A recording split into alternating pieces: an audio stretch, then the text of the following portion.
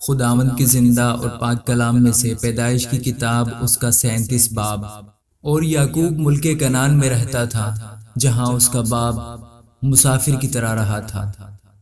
یعقوب کی نسل کا حال یہ ہے کہ یوسف 17 برس کی عمر میں اپنے بھائیوں کے ساتھ بھیڑ بکریاں چرایا کرتا تھا۔ یہ لڑکا اپنے باپ کی بیویوں بلہا اور زلفا کے بیٹوں کے ساتھ رہتا تھا اور وہ ان کے برے کاموں کی خبر باپ تک پہنچا دیتا تھا۔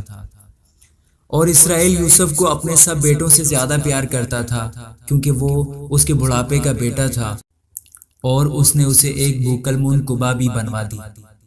اور اس کے بھائیوں نے دیکھا کہ ان کا باپ اس کے سب بھائیوں سے زیادہ اسی کو پیار کرتا ہے، سو وہ اس سے بغض رکھنے لگے اور ٹھیک طور سے بات بھی نہیں کرتے تھے۔ اور یوسف نے ایک خواب دیکھا جسے اس نے اپنے بھائیوں کو بتایا تو وہ اس سے اور بھی بغض رکھنے لگے، اور اس نے ان سے کہا، ذرا وہ خواب تو سنو جو میں نے دیکھا ہے۔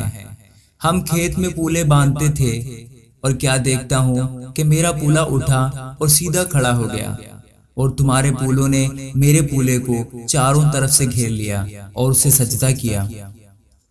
تب اس کے بھائیوں نے اس سے کہا کہ کیا تو سچ مچ ہم پر سلطنت کرے گا یا ہم پر تیرا تسلط ہوگا؟ اور انہوں نے اس کے خوابوں اور اس کی باتوں کے سبب سے اس سے اور بھی زیادہ بغض رکھا۔ پھر اس نے دوسرا خواب دیکھا اور اپنے بھائیوں کو بتایا اور اس سے کہا، دیکھو مجھے ایک اور خواب دکھائی دیا ہے کہ سورج اور چاند اور 11 ستاروں نے مجھے سجدہ کیا۔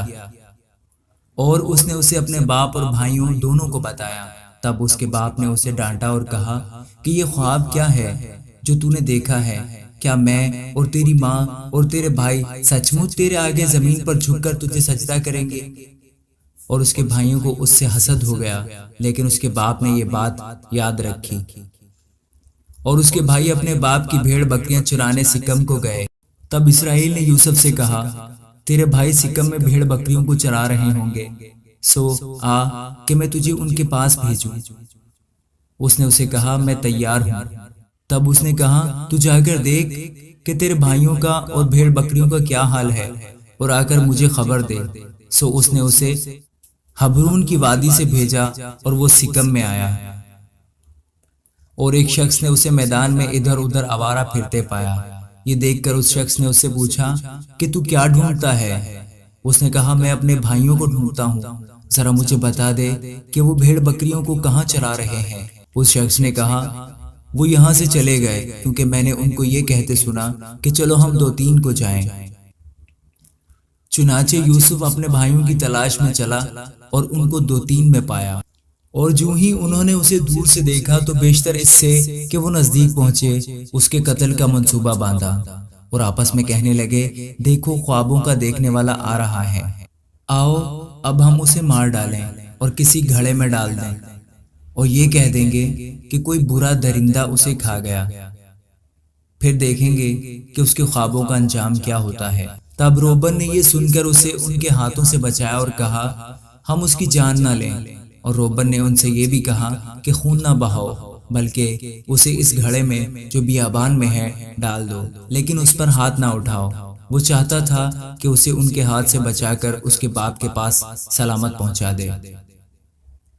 اور یوں ہوا کہ جب یوسف اپنے بھائیوں کے پاس پہنچا تو انہوں نے اس کی بوکلمون کبا کو جو وہ پہنے تھا اتار دیا اور اسے اٹھا کر گھڑے میں ڈال دیا۔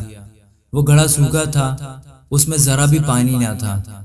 اور وہ کھانا کھانے بیٹھے اور آنکھ اٹھائی تو دیکھا کہ اسماعیلیوں کا ایک قافلہ جلاد سے چلا آ رہا ہے، اور گرم مسالے اور روغن اور بلسان اور مر اونٹوں پر لادے ہوئے مصر کو لیے جا رہا ہے۔ تب یہودا نے اپنے بھائیوں سے کہا کہ اگر ہم اپنے بھائی کو مار ڈالیں اور اس کا خون چھپائیں تو کیا نفع ہوگا؟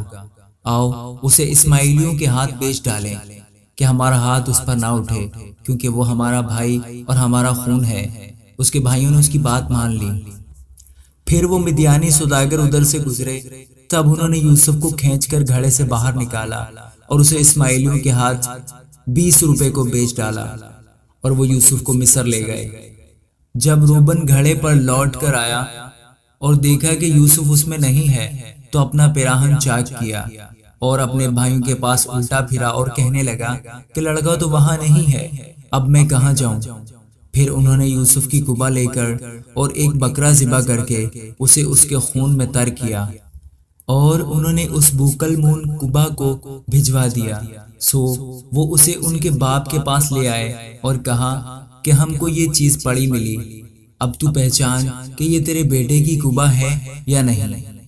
اور اس نے اسے پہچان لیا اور کہا کہ یہ تو میرے بیٹے کی قبا ہے، کوئی برا درندہ اسے کھا گیا ہے۔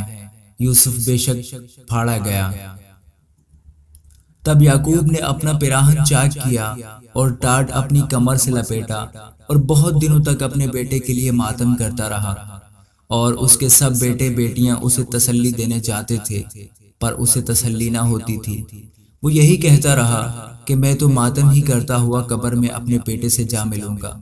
سو اس کا باپ اس کے لیے روتا رہا، اور مدیانیوں نے اسے مصر میں فوتیفار کے ہاتھ، جو فرعون کا ایک حاکم اور جلوداروں کا سردار تھا، بیچا۔ آمین۔